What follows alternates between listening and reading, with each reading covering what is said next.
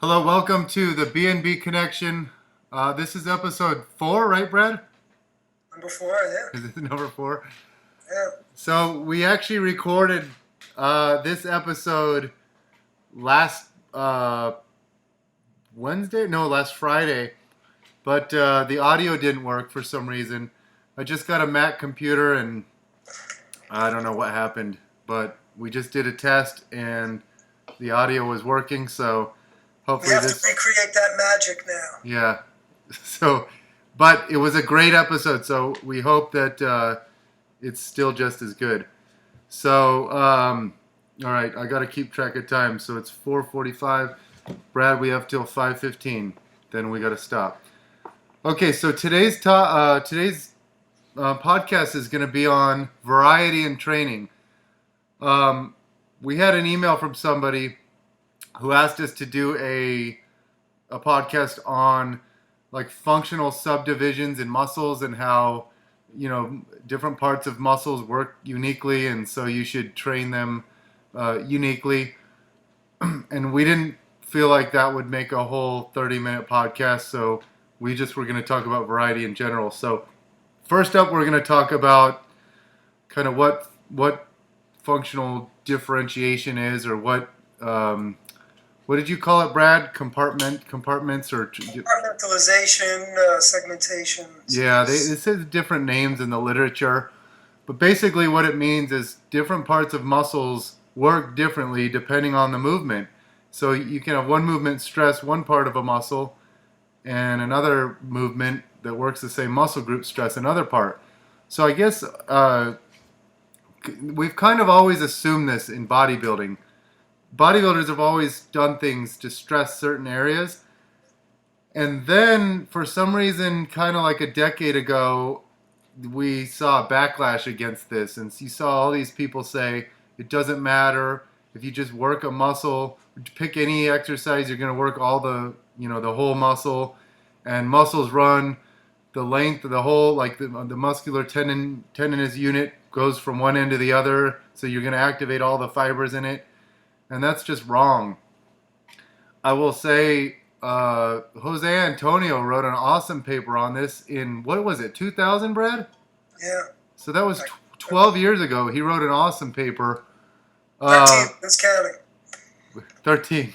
Oh, yeah, it's 2013. I do that all the time. Sometimes I forget how old I am. Brad, do you remember the name of that paper? Oh, I don't. Regional. I don't, yeah, but it was a classic. Regional hypertrophy. Something like that. And he went into, it wasn't just about the functional differentiation, which certainly is a big part of it, but he talked about all the different aspects. One of my favorite articles, JSCR, was a review article. My second favorite article on hypertrophy, next to yours. But really, the two of them do a pretty darn good job of summarizing about. Now, here's what's crazy is he wrote that 13 years ago, but now there's so much more evidence. In the last 2 years alone, as most people know, I have a research review service. I can't tell you how many articles I've come across. We've reviewed a lot of them on the site, probably like 10 of them at least in the last 2 years, talking about this concept. Now, so here's it depends, it's common sense with some muscles, but not with others. So, like anyone knows that if you're going to work the deltoids, you would need to do like one exercise, like say front raises, might work the front delts more. And if you wanted to work the side delts, you'd want to do like lateral raises maybe. Hold on though, Brett. You're kind of joking because that's a different animal. That's not about the functional differentiation. You're talking about the whole muscle here. I think what you're referring to in the other context is the segmentation of a given muscle. So really that's kind of apples and oranges. That we can get into as a aspect of variety, and certainly that's an important reason why you should not just do one movement for each area, as some people think. But the issue that you're talking about, if you want to just go a little further with that, is the fact that muscles don't span, contrary to popular belief, they don't necessarily just span from origin to insertion, and they're often subdivided by they're segmented. They terminate intrafascicularly. Intrafascicularly, Thank you. And also they're often innervated by different nerve branches. Not only do they terminate intravesicularly, but they are innervated differently. So they'll have different nerve branches going to different muscles. And just to tease people a little, give them a little tease, we're currently, through my lab, Bret and I are currently working on a paper looking at hamstrings, different hamstring exercises, and preliminary results clearly show that by training them at different joints, training the hamstrings at different joints, you're able to target different portions of the hamstrings. Now, do you have statistical power on that yet, Mr. I Schoenfeld? think we do. So, I like how this works. You tell me to keep my mouth shut about it, but then you get to get all the glory. Let's see how it works. We are keeping our mouths shut. We're just whetting their appetites a little. So let's talk about, specifics. So essentially, what I was getting at earlier, before I was rudely interrupted, was that with some muscles, it's common sense. The deltoids and the pecs, for example. You know that if you want to work the front, the side, or the rear delts, that's just common sense. You can feel it, you can see it. With the pecs, we've always kind of seen if you want to work upper pecs, do more incline and incline press, dumbbell incline, incline flies, low pulley crossovers. But some of the muscles, it's not as common sense. I will tell you, I've come across articles for almost every muscle at this point in time. Every muscle, and even like parts of because that's like with the deltoids, you've got some clear differentiation there. You look at the muscle on an anatomy chart and it looks, you can see like, okay, that head is going to function completely differently from that head. But with some muscles, it's not as clear cut.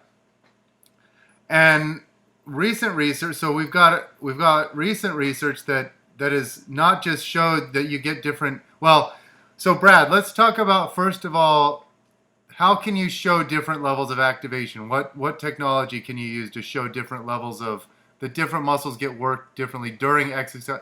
I'm talking about acute studies here. Yeah, and the two most common ways are through EMG analysis. That's what we're using in our study, and also MRI, T2 MRI, where they look at changes within the muscle under MRI immediately after training. Well, if you do immediately afterwards, then that's going to show you which it shows fluid shifts. The weighted T2 shows fluid shifts. So if you do it immediately after the exercise, then it shows more metabolic stress, which is interesting because that goes back to Brad's article. So you can show which got activated more and which had more, metabolic demands. But if you wait a couple days, now you're not looking at more activation and metabolic stress. You're looking at more muscle damage. And so there's going to be more fluid accumulated in the muscle that's damaged more. So that's kind of a cool aspect of MRI. Whereas with EMG, it's a useful component of showing activation. Now, Brad, I wasn't paying attention. Did you talk about what we're doing right now? Did you allude to what we're looking at?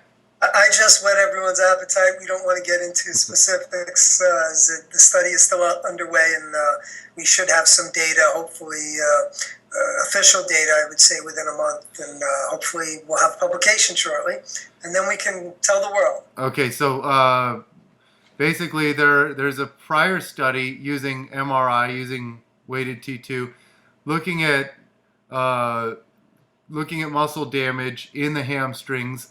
I was actually involved in this paper. This was published. Mendeguccia was the main author. He's my friend from Spain, and he showed that, we showed that if you do a walking lunge, or eccentric lunge versus an eccentric lying leg curl, you get more damage with the lunge. You get more damage in the upper hamstring area, whereas with the eccentric leg curl, you get more damage in the lower hamstring area.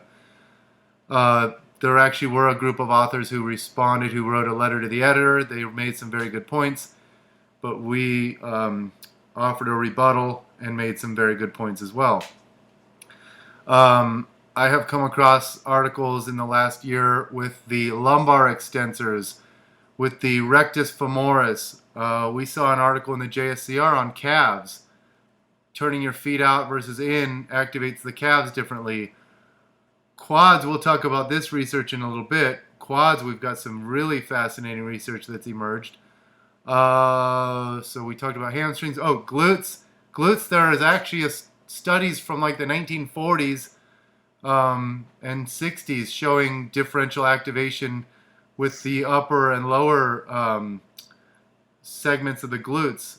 For example, if you just lift your legs straight out to the side, frontal plane hip abduction, you activate the upper gluteus maximus, but the lower stays silent. I'm just going up going up the chain with abdominals. There is research showing, and some really good research lately showing that the rectus abdominis muscle activation changes depending on whether the movement is more oriented towards the spine and kind of like the rib cage, like a crunch movement, versus working more on the pelvis, like a posterior pelvic tilt, as in a reverse crunch movement. The posterior pelvic tilt will activate more lower abdominals. Pecs we already talked about. Deltoids we already talked about. I do want to add, as far as the lower abdominals go, one of the issues that we have when people say, well, it doesn't, that it really, there isn't any activation. Some of the studies have just used a straight leg raise without a posterior pelvic tilt. And that really is a big issue, that if you just raise your legs, there's no reason that the lower abdominal region would be activated, contrary to what people think.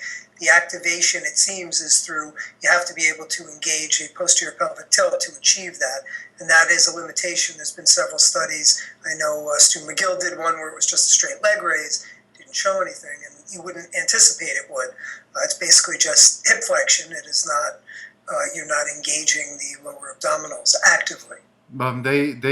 Their group did a study probably a year and a half ago that did show differentiation, whether the abdominals were acting on the pelvis or not. So they've, and heck, even Stu McGill did a study with belly dancers, right, showing that the belly dancers could completely, this was insane, they could completely isolate parts of certain muscles like the rectus abdominis. They could completely activate one portion over another. That's how they can do those crazy maneuvers. But with most abdominal exercises, you get similar activation. But when you are, it depends on what joint you're acting on. That's with the rectus abdominis. But my point is to show that you can see selective activation. I think a study came out with lats, if I am not mistaken, more recently. Or maybe it was just, you know what? Maybe it was looking at the fibers. Maybe it was an anatomic. So sometimes you see modeling studies where here's the real exciting aspect of this. So we can talk about, well, so what? People can say, so what? There's been the recent studies have shown, the Wakahara studies. Well, hold on. Before we get into the training studies, Brad, I want you to describe the quadriceps research. So we've talked about activation, but here's something really exciting. Brad reviewed. He was one of the reviewers for an article. And this one looked at the quadriceps, and there have been studies that show for example, with leg extensions, you get more hypertrophy in the proximal quadriceps in the distal quadriceps compared to the proximal quadriceps. The lower quads will get more muscular than the upper quads from leg extensions. But Brad, this did not have to do with activation, did it? What did it have to do with? Yeah, so that's where I was going with this, that there's somewhat conflicting evidence. Now, this had to do with the lack of oxygenation, the hypoxia within the muscle they attributed to greater results. And it's been shown there's a hypoxic effect can increase the metabolic demands, increase metabolic stress, and have other potential. We're not even sure what all the mechanisms are that might be mediating the hypertrophic response. But the same Miyamoto, that was through Miyamoto, and he is part of the group with Wakahara. Now, Wakahara, and this is to me, well, real quick, Brad, part of the real exciting stuff. I'm going to cut you off again. Sorry. So further explain that. When you're doing a leg extension, you're getting more blood flow to the upper quadriceps or just Well, less blood. You're getting less blood flow. Right, they're saying there's more compression of the circulatory system in the lower region, so it's cutting off the oxygenation levels. They And use so oxygenation techniques. when Brad says hypoxia, you're getting less oxygen to the lower quadriceps when you do leg extensions. And because of that, you're getting more metabolic stress in those areas and greater hypertrophy. And if you look at bodybuilders compared to powerlifters, bodybuilders do leg extensions. You know, they do a lot more isolation work. They do have larger quadriceps. When you look at bodybuilders compared to powerlifters, you'll see more hamstring development because they're doing the leg curls. They're working more. It just plays a case for variety and movement, which we'll touch on later. But Brad's been trying to mention this a couple times, and I want to properly introduce this. So we've got all these mechanistic studies. Fine. We're showing greater activation in the muscles. But that just, acute studies just let us form good theories. But really you want to see a good training study, a longitudinal study showing, okay, I did this exercise activates this certain portion more. I did it for a period of time, and I showed greater results. I showed actual growth, like more growth, not just activation. You actually showed more hypertrophy in this area. So Brad, are there any studies linking increased activation to increased hypertrophy? Yeah, no, there's 2 studies by Wakahara and Miyamoto, the one who did the study on the quads, actually is part of that group. So they're doing similar research, obviously. And the Wakahara studies, they actually did 2.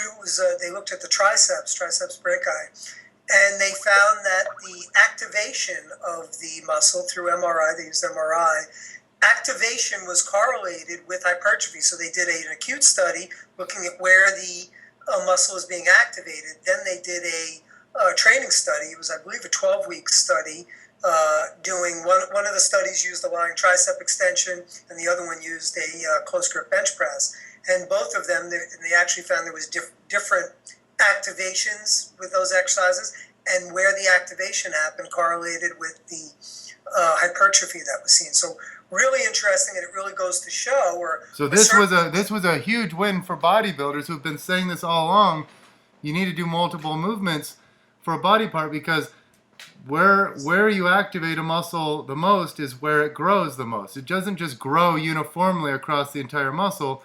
So theoretically, if you do several exercises, you can end up working the entire muscle to its greatest degree. Yeah, and if I can, so to me, I think not only is that important, but we need, so we can extrapolate this, and I think we want to tie this into the variety aspect, that there are some people, some fitness professionals that say, just do your basic big moves, do squats, do bench press, do shoulder press, do deadlifts and like a row, and that's all you ever need to do. Like that's all you ever need to do. The big 5 are like squats, deadlifts, bench press, military press, and bent over rows, or the maximum hypertrophy. Yeah. That is a misguided statement. So certainly that's going to get you stronger, but even something like you mentioned before, and this is why I do think it's important to mention. We talk about the deltoids, and people say, well, a shoulder press, you just do a shoulder press, and you get all 3 heads of the deltoid, so why bother doing your isolation type moves, your targeted movements? Not the case. If you look at a shoulder press, the muscle that is directly opposing gravity is going to take the brunt of the activation. So what is directly opposing gravity during a shoulder press? Your anterior delt. And this has actually been shown recently. There's been a recent study that actually looked at that. So you're going to get a lot more. Are you going to get some middle delt? Yes. You're going to get some posterior, a little, but certainly not to the degree. If you just do shoulder presses, you're going to have significantly overdeveloped anterior delts vis-a-vis the middle and the posterior delts. I think with my EMG research, and I think I've seen several studies, but yeah, you get the most as normalized to MVC, you get the highest activation in the front, followed by the middle, and then the rear delts, they get activated well, and the rear delts will activate just to stabilize the shoulder, to kind of. That's correct. But they're not. If you really want to maximize your activation on the rear delt, you have to do rear delt raises. Yeah, you got to work in all 3 planes. Basically, And Brad, which grip is best for the rear delt raise? Well, we did find that a neutral grip was better than a pronated grip for activating. Now, how much of it, if you're a bodybuilder, probably enough to make a difference, and I would recommend it. If you're just a recreational trainee, I'd probably say just use whatever is more comfortable for you. That was a paper we got published. That was just published a couple months ago in the JSCR. That's correct. So we've been talking about variety. We've talked about the Miyamara study, the Wakahara studies. We've talked about things that we've got to talk about. Yeah, we've got to talk about more about variety here. So, what more can we talk about? We've got about 10 minutes left, Brad. So, some things with variety. How do you incorporate variety in training? So, first, Brad, talk about active insufficiency and why this is important to know for hypertrophy. Yeah, so we know that just changing the planes, as we talked about, let's say for shoulders and various other movements for the lats, doing rows in the sagittal plane, rows in the horizontal plane, transverse plane, row, and lat pull downs or chins in the frontal plane. So certainly changing your plane is a good way, but the concept of active insufficiency is really important to understand. And that says that a muscle, when a two-joint muscle, so a muscle that crosses two joints, and there are many of them in the body, if you stretch that muscle and place one end under a stretch and then be active at the other end, you will increase its force production. And if you shorten the muscle at one end and then act upon it at the other, that will decrease its force production. So it gives us a huge amount of variety that we can accomplish, and thus gives us a huge amount of potential for sculpting our body, for targeting different muscles. And so you can, that plays a that's important to know, not only for that muscle, that two joint muscle, but for also working the synergist that it works with. So give us an example of the calves and the soleus. Okay, yeah, so the classic one is the gastroc and the soleus. So the gastroc crosses, we know, two joints, where the soleus only crosses the ankle joint, whereas the gastroc, not only is it a plantar flexor, a extender of the ankle, but it also is a knee flexor. It assists the hamstrings in flexing the knee. So if you By the way, people, whenever they do Nordic hamstring curls or glute ham raises, beginners will always cramp up in the calves, and they don't understand why, and it's because the calves work as knee flexors. Right. So if you are doing a seated calf raise, the gastroc already is shortened because the knee is flexed. So obviously, with the joint action is flexion. If you flex the knee, you will shorten it. So if you shorten the gastroc, the soleus is therefore going to have to take over a majority of the work, and that's actually been shown recently too in a study. Whereas if you do a standing hamstring, a standing calf raise, the gastroc will be lengthened at the knee joint, and thus it will act to a much greater degree in the plantar flexion. So let's talk about other two joint muscles. You've got hamstrings, you've got rectus femoris, you've got biceps and triceps. So let's talk about the rectus femoris. When you are, and the hamstrings, the rectus femoris and the hamstrings in a squat, for example, in a lunge, they don't change length much. They might lengthen depending on pelvic tilt. Like if you're in anterior tilt, if you go down into anterior tilt, they might lengthen a little bit, but it's not going to be that much. So they're not going to activate that high because they're not being stretched much. And so if you're doing a squat or even a leg extension where you're bent over, the rectus femoris is not at a good length. And so the vasties are going to work harder. If you think of a barbell hip thrust, the hamstrings are shortened. And as you thrust the weight up, the hamstrings get shorter and shorter as you move into hip extension and hip hyperextension. Hamstrings keep getting shorter. The glutes have to keep doing more and more and more. So if you want to, if you're doing hip extension and you want the glutes to do more, do bent-legged hip extension work. If you want the hamstrings to do more, straighten that leg out. If you want the rectus femoris to do more, you don't want to be bent over in hip flexion. You want to be more upright and do, I mean, theoretically, you'd want to do like leg extensions from a lying position or something if you really wanted to focus, and maybe combine some sort of hip flexion moment with it or something. But anyway, I've never. I guess I haven't seen a study how to maximize the two. I was going to say also that's what you just spoke about is reason why certainly with the hamstrings you need to do direct hamstring work. You can't just rely on squats, leg presses, lunges to develop your hamstrings because they're not going to be as nearly as active as your glutes and your quads, certainly your vasti. In those exercises, you need to do the single joint movements, your Romanian deadlifts, your hamstring, your leg curls. And we can also talk the upper body. You mentioned like the triceps. Well, we know that the long head of the triceps crosses the shoulder joint, whereas the medial and lateral heads don't. So if you want to target the long head, you bring your arm up into flexion, your shoulder into flexion, and that stretches the long head and do, let's say, an overhead tricep extension.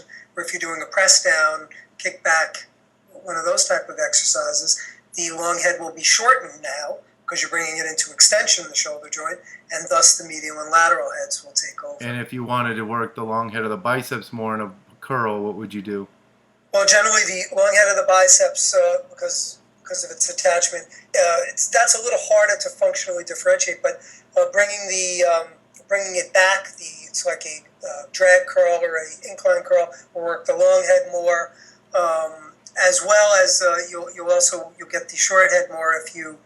Because the long head also is a abductor. So if you're doing this, you can target the short head to a greater degree. Okay, so we have about 5 minutes left. We've talked about active insufficiency. We've talked about functional differentiation. Now let's just talk about variety. How can I incorporate variety into training without being like, without being like P90X muscle confusion?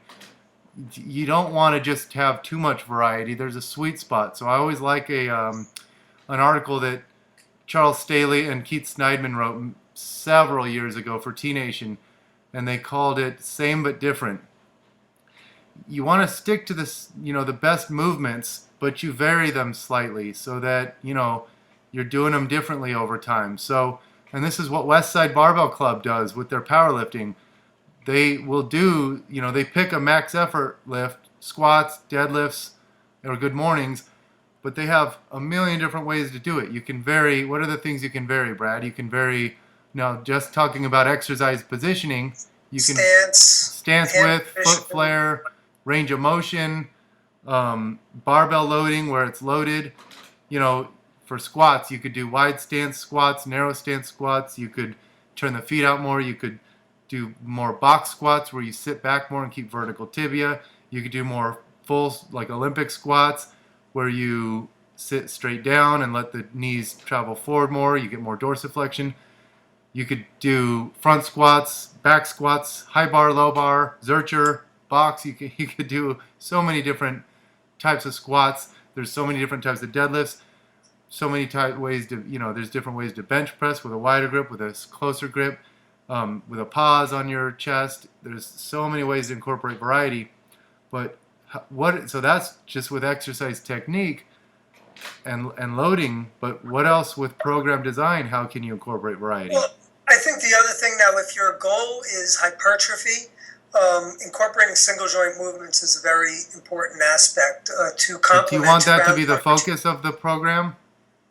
No, that the focus would be on your multi-joint movements, but that you do incorporate single joint movements into the routine. That if you're focusing on strength, you can very much limit, in my humble opinion, very much limit the single joint movements that you do to a large extent, unless you're just looking for the specific weaknesses you might have. But for hypertrophy, if you really want to optimize hypertrophy, and now again, we're talking, so if you're just a recreational bodybuilder or whatever, and it's not your goal to step on stage, how much that's going to matter? Probably not a lot, but that is the difference. And someone who really wants to take their physique to that next level, but that's where you really have to start focusing on that. So this is where I think it gets a little convoluted, and people often talk about, well, you just need to do this, or you just stick to the basics, whatever. The more you want to optimize a a goal such as hypertrophy, the more you're going to have to start to focus on these others, the smaller things, to get that optimization. That's where you kind of eke out that last 5% of your gains. So you always want the goal, the focus to be on get stronger at the compound lifts, but never get, if hypertrophy is the goal, never get stronger at the expense of good form and using the right muscles to do the job.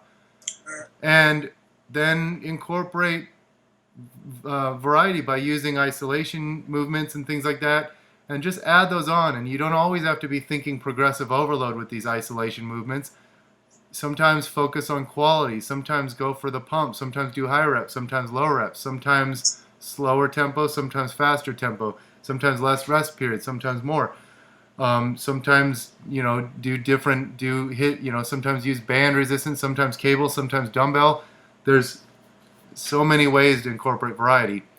So Brad, it is 5:15. We have taken up our 30 minutes. That is it for this week's B&B Connection. I hope you enjoyed the show. Don't be afraid to give us some ideas for the next show, because we're all ears if you've got ideas for us. And hopefully, and just to add also, please add some comments in the discussion if you feel differently. We'd like to hear about it. To us, really what we're looking to do is to provoke thought, to stir discussion and debate, and to hopefully advance the field in this manner, so that we can really take a more scientific approach to what sometimes is bogged down in bro science. Thank you very much for watching.